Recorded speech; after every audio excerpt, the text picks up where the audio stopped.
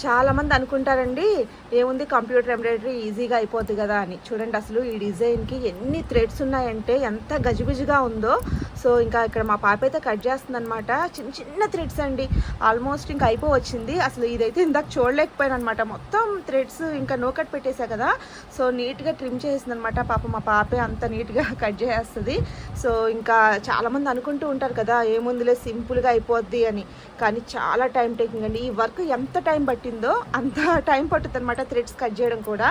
So, ఇంకా చాలా జాగ్రత్తగా కూడా కట్ చేయాలండి. ఎందుకంటే చిన్న చిన్న థ్రెడ్స్ ఉంటాయన్నమాట. అవన్నీ కూడాను చాలా జాగ్రత్తగా కట్ చేయాలి. టైం టేకింగ్ కూడా అనమాట.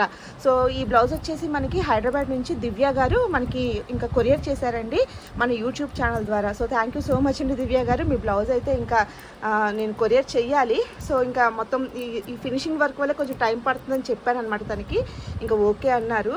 సో, అసలు వర్క్ అయితే సూపర్గా ఉందండి. అసలు మంచి హెవీ డిజైన్ అనమాట. మగ్గం లుక్ వచ్చే డిజైన్ అండి.